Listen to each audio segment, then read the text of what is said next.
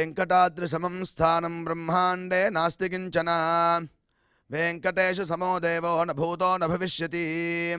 ओं नमो वेङ्कटेशाय. திருமலா திருப்பதி தேவஸ்தானம் ஸ்ரீ வெங்கடேஸ்வரா பக்தி சேனல் இணைந்து வழங்கும் ஸ்ரீமத் பகவத்கீதை பாராயணத்திற்கு அனைவரையும் வருக வருக என்று வரவேற்கிறோம். மூகம் கரோதி வாசாலம் அங்கும் லங்கயதே கிரிம் யத்கிருபாதமஹம் வந்தே பரமானந்த மாதவம்.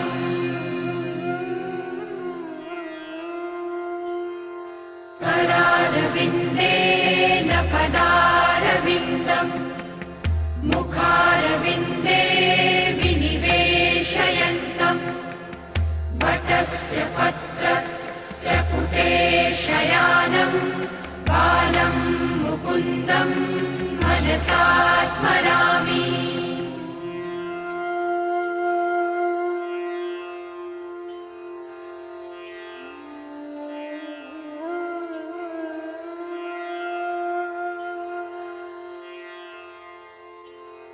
वसुदेवसुतं देवं कंसचाणूरमर्दनं देवकी परमानन्दं कृष्णं वन्दे जगद्गुरुम्.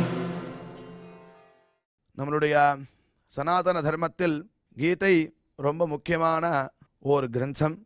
அதனுடைய மகாத்மியத்தில் கீதாத்யயனசீலஸ்ய பிராணாயாம பரஸ்ய ச நைவ சந்தகி பாபானி பூர்வஜன்ம கிருதானிச்சா அப்படின்னு மகாத்மியத்தில் சொல்லப்பட்டிருக்கு. கீதையை எவன் ஒருவன் அத்தியனம் செய்துட்டா இருக்கானோ அது ஒன்று இல்லாமல் பிராணாயாம பரஸ்யச்ச பிராணாயாமம் எவன் ஒருவன் செய்து கொண்டே இருக்கிறானோ நைவ சந்தகி பாப்பானி பூர்வஜன்ம கிருதானிச்சா அவனுக்கு பாபமானது போகிறது அப்படின்னு மகாத்மியத்தில் சொல்லப்பட்டிருக்கிறது.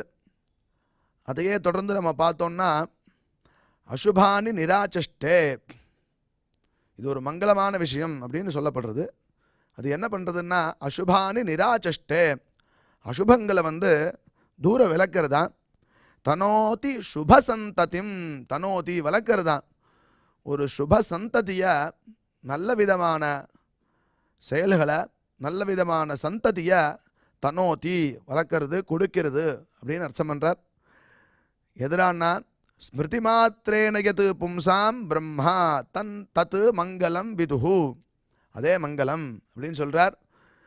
ஸ்மிருதி மாத்திரேன யத் பும்சாம் அதை ஸ்மரிச்சாலே போதுமா முன்னாடி சொன்ன சுபசந்ததியை தரும்.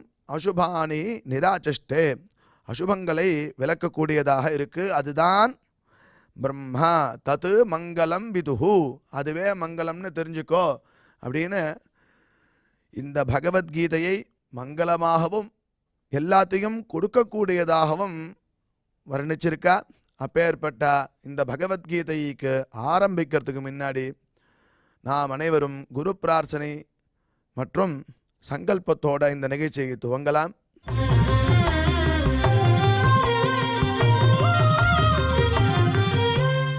ஸ்ரீ குரு பிரார்த்தனா. गुरुर्ब्रह्मा गुरुर्विष्णुर्गुरुर्देवो महेश्वरः गुरुः साक्षात् परं ब्रह्म तस्मै श्री गुरवे नमः.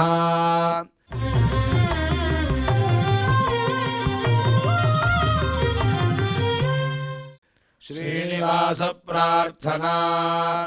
नमः क्षीराब्धिनाजाय वैकुण्ठाचलवासिने मुकुन्दाय नमो नित्यम् आनन्दाय नमो नमः.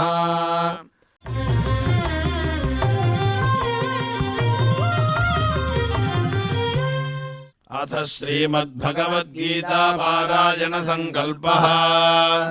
श्रीमदादिवराह क्षेत्रे विराजमानस्य अखिलाण्डकोटि ब्रह्माण्ड नायकस्य श्री पद्मावती जानेः भगवतः श्री वेंकटेश्वर स्वामिनः दिव्य सन्निधौ जगद्गुरोः श्रीकृष्ण परमात्मनः अनुग्रहेण समस्त प्रपंचस्य विशेषतः भारतदेशस्य उत्तरोत्तर शुभसंवत्समृद्ध्यर्थं श्रीमद्भारतदेशगत तपस्विजन तपोबलवृद्धिद्वारा समस्तस्यापि मानवसमाजस्य सर्वारिष्टपरिहारार्थम् एतद्देशवासिनां सर्वेषां सज्जनानां योगक्षेमार्थं राष्ट्रविरोधिनां निबर्हणद्वारा जनानां चित्तशान्ति चित्तस्थैर्य सन्तोषादि अभिवृद्ध्यर्थम् एतद्देशवासिनां परस्परविद्वेष परस्परनिन्दा परस्परहिंसादीनां निवृत्त्यर्थं परस्परसौमनस्य सिद्ध्यर्थं समस्तपापक्षयार्थं श्रीमन्नारायणप्रीत्यर्थं श्रीपरमेश्वरप्रीत्यर्थं श्रीमद्भगवद्गीतायाः अखण्डपारायणं करिष्यामहे।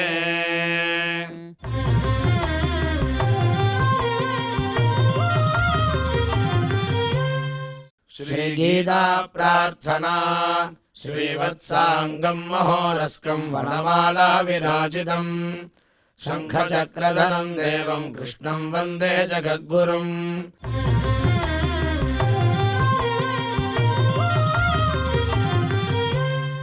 पार्थाय प्रतिबोधितां भगवता नारायणेन स्वयं व्यासेन ग्रथितां पुराणमुनिना मध्ये महाभारतम् अद्वैतामृतवर्षिणीं भगवतीम् अष्टादशाध्यायिनीम् अम्ब त्वामनुसन्ददामि भगवद्गीते भवद्वेषिणीम्।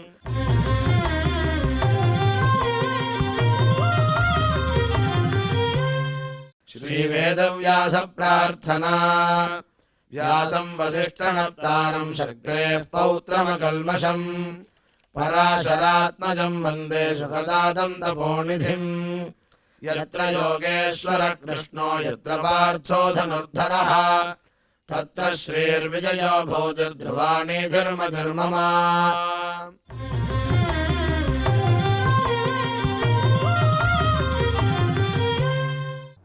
ஓம் நமோ பகவதே வெங்கடேஷாய. ஆளவந்தார் அருளி செய்த கீதார்த்த சங்கிரகம் மற்றும் சுவாமி ஸ்ரீ வேதாந்த தேசிகன் அருளி செய்த கீதார்த்த சங்கிரகம் தமிழ் பாட்டு இவை இரண்டுடன் நாம் வழக்கம் போல 14வது அத்தியாயத்தை பூர்த்தி செய்தோம். அடுத்தது புருஷோத்தம யோகம் என்பதாக 15வது அத்தியாயம் ஆரம்பமாகிறது. ரொம்ப ஆச்சரியமான அத்தியாயம். ஸ்லோகங்களே ரொம்ப அற்புதமான ஸ்லோகங்கள். ஊர்துவமூல மதசாகம்னு ஆரம்பிக்க போகிறது. அதன் நடுவில் பத்மபுராணத்தில் சொல்லப்பட்டபடி இந்த 14வது அத்தியாயத்தின் பெருமை எத்தகையது என்பதை நாம் இந்த எபிசோடில் பார்க்க போகிறோம். இதுக்கு அடுத்தது பகவத்கீதை மாஸ் மூல பாராயணம். எல்லாரும் சேர்ந்து கீதா பாராயணம் பண்ணக்கூடியதான ஒரு காலம். அதன் பிறகு 15வது அத்தியாயம் ஆரம்பமாகிறது. இந்த 14வது அத்தியாயத்தை பாராயணம் செய்வதனாலே நமக்கு சித்திக்கக்கூடிய பலன்கள் என்ன என்று இப்பொழுது நாம் பார்க்கலாம். காஷ்மீர தேசம், இப்போல்லாம் பிஓகே அப்படிலாம் சொல்கிற மொழியும், அந்த காஷ்மீர தேசம், அந்த காஷ்மீர தேசத்தை சௌரியவர்மன் அப்படின்னு ஒரு ராஜா, பெரிய ஆசாமி, நல்ல பாகுபலி. அந்த சௌரியவர்மன்றதான ராஜா ரொம்ப அழகாக பரிபாலனம் பண்ணி வந்தான். அவனுக்கு சிம்மள தேசத்து ராஜா விக்ரமதேவன்றவன் ரொம்ப க்ளோஸ் ஃப்ரெண்டு. காஷ்மீரம் எங்கே இருக்குது, சிம்மளம் எங்கே இருக்குது, அந்த காலத்தில் யோசிச்சு பாருங்க. இதெல்லாம் புராண காலம். இதெல்லாம் உடனே இதெல்லாம் ஏடி பிசின்னு கொண்டு வந்துடாதீங்கன்னா அதெல்லாம் தப்பு. இது ரொம்ப பிராச்சீனமான புராண காலம். இவன் காஷ்மீரத்தில் இருந்தான். அவன் சிம்மள தேசத்து ராஜாவானவன் விக்ரமதேவன் பேர் அவனுக்கு. விக்ரம தேவன் அவன் அங்கே சிம்மளத்தில் இருந்தான். அவன் காஷ்மீரத்துலேருந்து நல்ல ஒசத்தியான குங்குமப்பூ, நல்ல பழங்கள் அதெல்லாம் அவனுக்கு கொடுத்து அனுப்புவான். அந்த தேசத்து ராஜாவுக்கு கொடுத்து அனுப்புவான். அந்த காலத்தில் காஷ்மீரத்துலேருந்து சிம்மளத்துக்கு அதை எடுத்துகிட்டு போய் சேர்க்கறதெல்லாம் மாதக்கணக்கில் நடக்கிற விஷயம் இல்லையா. அவன் கொடுத்து அனுப்புவான். இதனால் சந்தோஷமடைந்த சிம்மள தேசத்து அரசன் விக்ரமதேவன் 2 வேட்டை நாய், ஆண் பெண் வேட்டை நாய், அந்த வேட்டை நாயை இவனுக்கு பரிசாக அனுப்பினான்.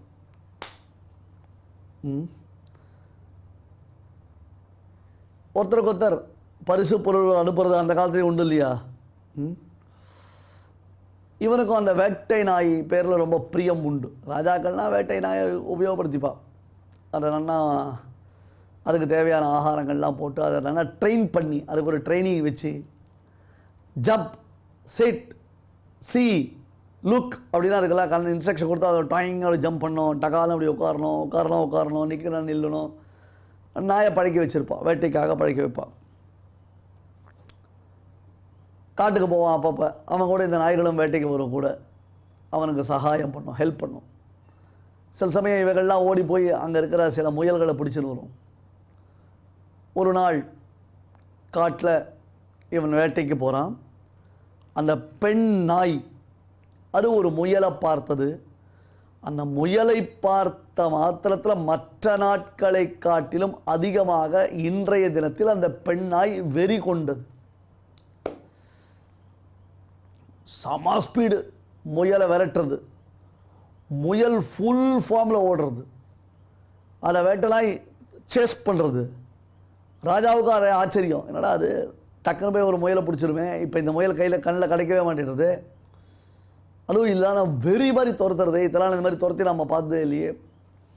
சம்திங் இஸ் தேர், என்ன சமாச்சாரம்னு போய் பார்க்கலாம் அப்படின்னு குதிரை மேலே உட்காந்து இவாளை ஃபாலோ பண்ணுறோம். முன்னாடி முயல் ஓடுறது, பின்னாடி வேட்டை நாய் விரட்டின்னு வருது, பெண் நாய் எஸ்பெஷலி. அப்புறம் ராஜா குதிரை மேலே வந்துன்னு இருக்கான். ரொம்ப தூரம் போச்சு. அப்போ அங்கே ஒரு ஆசிரமம், அழகான ஆசிரமம். அந்த ஆசிரமத்தில் அருகில் அழகான ஒரு புஷ்கரணி, நல்ல தீர்த்தம் நிறைந்த ஒரு புஷ்கரணி. அந்த புஷ்கரணியில் ஒரு சுவாமி, ஒரு மகரிஷி அந்த சமயத்தில் ஸ்நானம் செய்து கொண்டிருந்தார். அவர் பார்க்குறார், முயல் ஓடி வருது, அதை விரட்டின வேட்டனாய் வருது, பார்த்துட்டே இருந்தார். கிட்ட வந்தது, ஏன்பா இன்னுமா அவங்க ரெண்டு பேருக்கும் சண்டை தீரலை?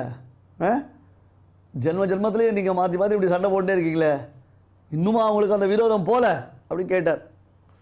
அப்போ கரெக்டாக முயல் ஒரு ஜம்ப் பண்ணிட்டு தண்ணியில் விழுந்துடுச்சு. என்ன ஸ்பீடில் வந்து முயல் தண்ணியில் குதிச்சிருக்கும். அப்படி முயல் தண்ணியில் குதித்ததுனால பலாக் அப்படின்னு அந்த தண்ணீர் தெரிச்சுது. பின்னாடி வேட்டை நாய் ஓடி வருது, அந்த நாய் மேலே இந்த தண்ணீர் தெரிச்சுது. முயல் தண்ணியில் குதிச்சுது, குதிச்சோடனே பிளாக் அப்படின்னு அந்த தண்ணி பின்னாடி வந்த நாய் மேலே பட்டுது. தண்ணியில் விழுந்த வேகத்தில் முயலும் உசுறு போச்சு. இந்த உசுறு போகும் பொழுது, அதாவது தண்ணியில் குதித்த பொழுது ஏற்பட்ட தண்ணீர் திவலை நாய் மீது பட்டதுன்னு பார்த்தோம் இல்லையா, நாயும் பிராணனை விட்டது. நாயும் செத்து போச்சு. அப்போ திவ்ய விமானம் ஆகாசத்தில் இருந்து, திவ்ய விமானம் முயலினுடைய ஆத்மாவையும் நாயினுடைய ஆத்மாவையும் அந்த புஷ்பக விமானத்தில் வைத்து தேவதூதர்கள் அழைத்து சென்றார்கள். அப்படின்னு அரசன் பார்க்குறான். அவனுக்கு வாயை பொழந்தது மூடவே முடியல. என்ன ஆச்சரியம் இது! இந்த மாதிரி ஒரு ஆச்சரியத்தை அவன் பார்த்ததே இல்லை. திவ்ய சரீரத்தோட முயலும் போயிடுத்து, நாயும் போயிடுத்துன்னு அந்த சுவாமியை பார்த்தான். அடியன் மகரிஷே நமஸ்காரம், நீங்கள் யார் அப்படின்னு கேட்டான். அவர் சொன்னார், எனக்கு சுந்தரன்னு பேர். அந்த மகரிஷி பேர் சுந்தரன். இந்த முயல் இருக்கே, இந்த முயல் போன ஜென்மத்தில் ஒரு புருஷனாக பிறந்தது. நாய் அந்த புருஷனுடைய மனைவியாக பிறந்தது. முயலுக்கு என்ன பேர்? கேசவன்னு பேர். முயல் மகாராஷ்டிர தேசத்தில் கேசவன்றதான பிராமணனாக பிறந்திருந்தது. நாய் விலேபனி என்னும் பெண்ணாக அந்த கேசவனுக்கு மனைவியானாள். இந்த கப்பல் இருக்காளே, இவா ரெண்டு பேரும் made for each other, super set இவா ரெண்டு பேரும். ஏன்னா கேசவனுக்கு சூதாடுறது, மதுமாம்சம், பெண்களோட ஊர் சுற்றுறது, இதான் அவனுக்கு பொழுதுபோக்கு. அவள் விலேபனி, அவள் வெறும் இருப்பாளா? அவள் இந்த கல்யாணாலம் கணவன்றதான கான்செப்ட்லாம் அவளுக்கு ஒத்து வராது. அவள் நீ குடிச்சிட்டு கும்மாளம் அடிச்சியான கூத்தடிச்சியான நான் மட்டும் விரும்புகிறேன்னு அவசியமா என்ன? நான் பாட்டுக்கு என்னுடைய ஆண் நண்பர்களோடு சேர்ந்து சுற்றுறேன், எனக்கு 10 பேர் ஃப்ரெண்ட்ஸ் இருக்கா, இதில் நீ என்ன ஆத்துக்கார் நான் என்ன ஒய்ஃபு, என்ன பெரிய கஷ்டம் நம்ம 2 பேருக்குள்ள அப்படின்னு சொல்லிட்டு அடங்கா பிடாரியா அவள் 10 ஆண் சிநேகிதர்களோட அவள் சுற்றி கொண்டிருந்தாள். இவள் 2 பேருக்குள்ளே அடிக்கடி சண்டை வரும். 2 பேருக்குள்ளே அடிக்கடி சண்டை வரும். கேசவன் குடிச்சிட்டு வந்தானா இவ்வளோ குடிச்சிட்டு தான் வருவான். ஒன்றும் பெரிய கஷ்டம் இல்லை. நல்லா இப்போ சுலபமாக காமிக்கிறாளே. இவாளுக்குள்ளே கலகம் வந்து அதிகமாச்சு. ஒரு நாள் ரொம்ப கோபம் வந்தது கேசவனுக்கு, வார்த்தை தடிச்சது, ஒருத்தருக்கு கோபம் அதிகமாச்சு. கையில் ஒரு கத்தி எடுத்து விலேபினியை வெட்டி கொன்று விட்டான் கேசவன்.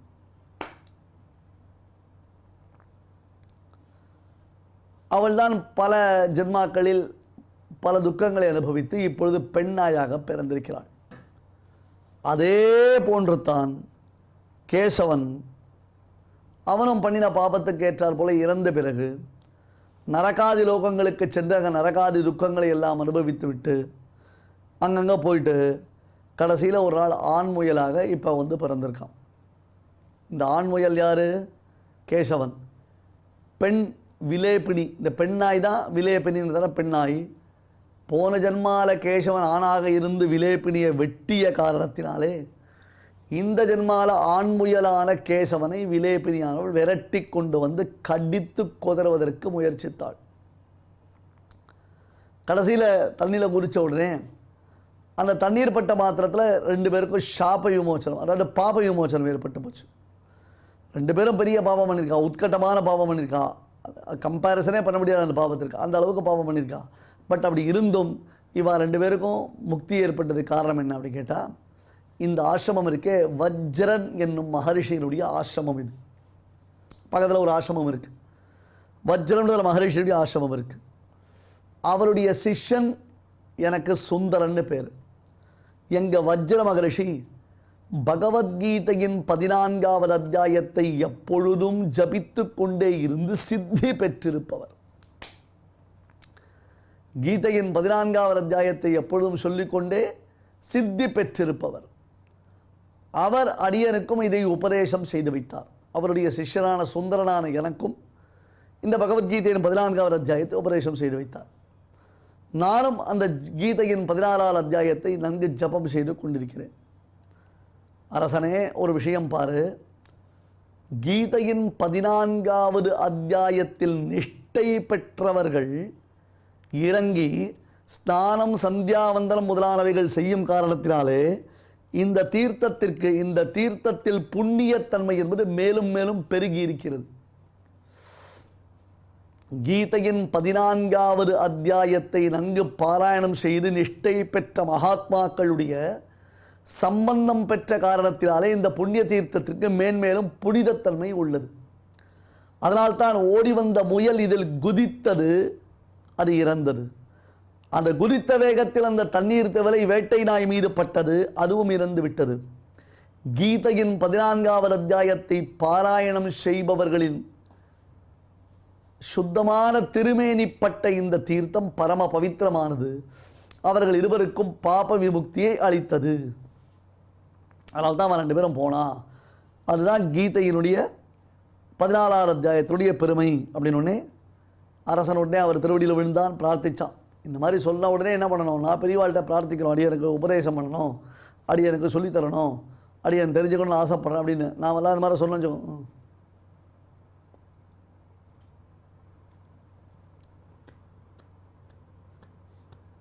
அப்படின்ட்டு போயிடுவா, அவ்வளோதான். உடனே அரசன் அந்த மகரிஷியை சேவிச்சான்.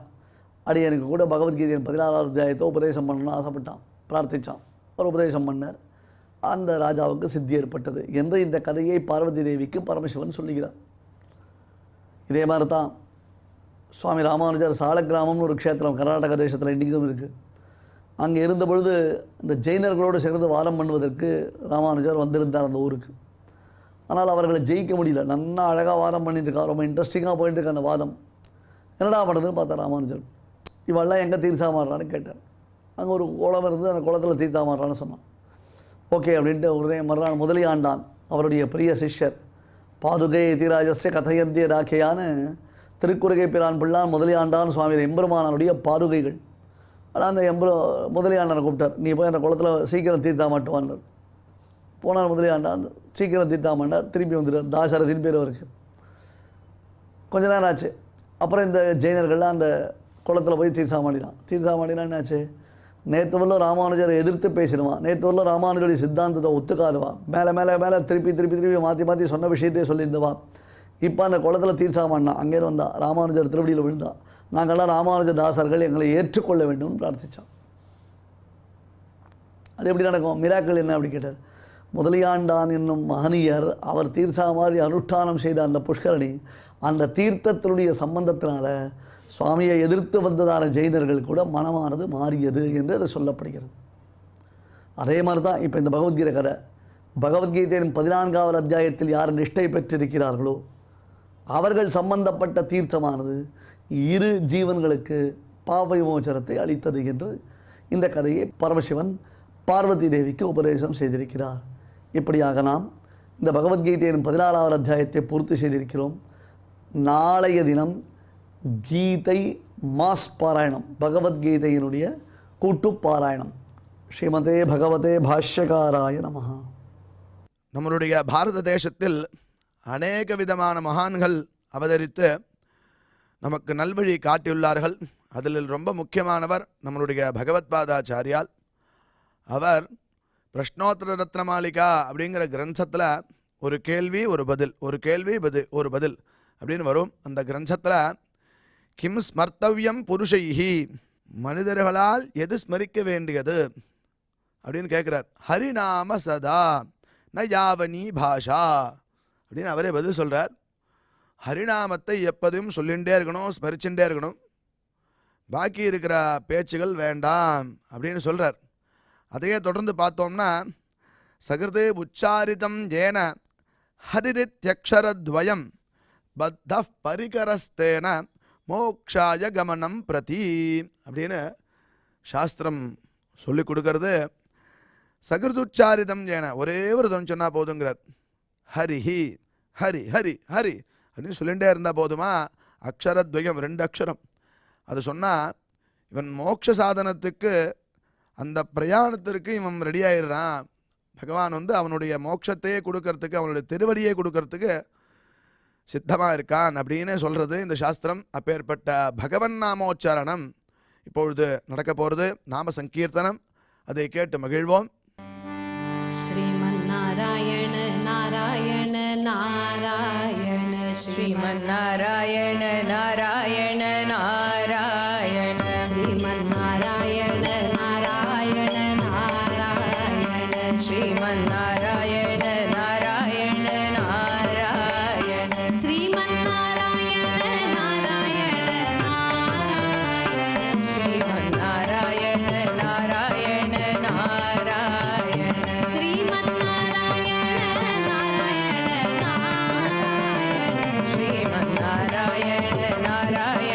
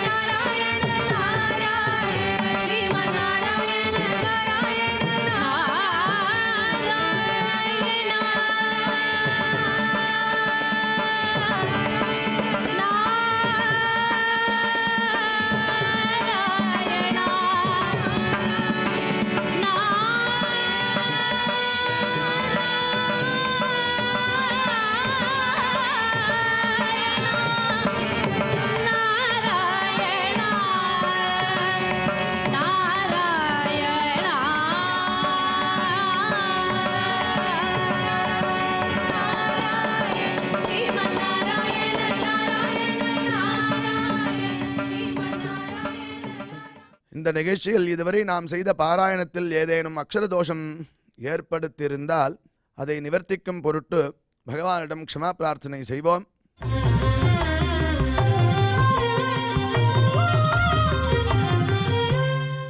अथ क्षमा प्रार्थना यदक्षरपदभ्रष्टम् मात्राहीनम् च यद्भवेत् तत्सर्वम् क्षम्यताम् देवनारायण नमोऽस्तु ते।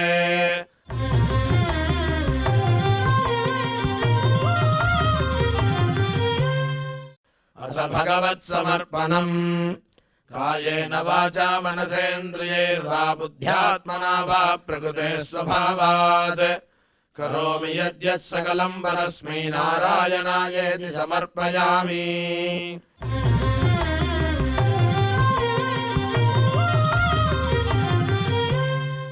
अथ लोकक्षेम प्रार्थना सर्वे भवन्तु सुखिनः सर्वे सन्तु निरामयाः सर्वे भद्राणि पश्यन्तु मा कश्चित् दुःखभाग् भवेत्. சுவாமியின் அருள் நாம் அனைவருக்கும் கிடைக்க வேண்டி மங்களாசாசனத்துடன் இன்றைய நிகழ்ச்சி நிறைவு பெறுகிறது. மீண்டும் இதே நிகழ்ச்சியில் நாளை சந்திப்போம். ஓம் நமோ வெங்கடேஷாய.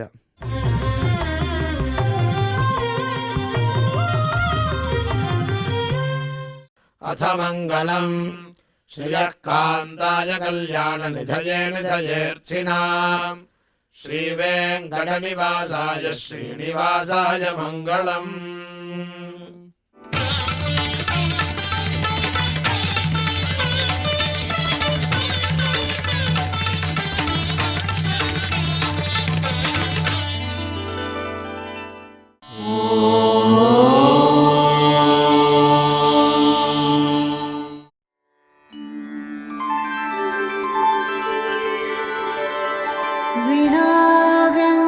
विनाव्यङ्कटेशं ननाथो ननाथः सदा व्यङ्कटेशं स्मरामि स्मरामि हरे व्यङ्कटेश प्रसीद प्रसीद प्रियं वेङ्कटेश प्रयच्छ प्रयच्छ।